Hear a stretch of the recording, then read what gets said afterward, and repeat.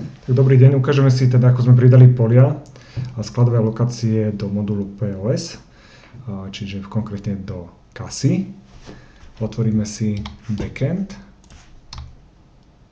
čiže prejdeme do backendu, prodejný místa, čiže POS modul, prihlásime sa do kasy.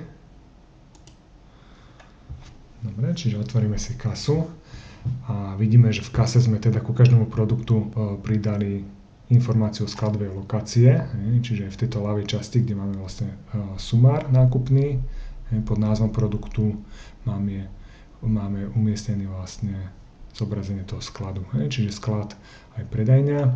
Konkrétne sme prenesli teda dve nové polia, ktoré sa dajú editovať pri každom produkte.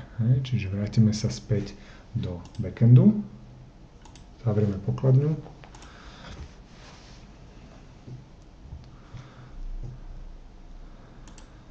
Ideme do backendu, zobrazíme si teda v POS module produkty.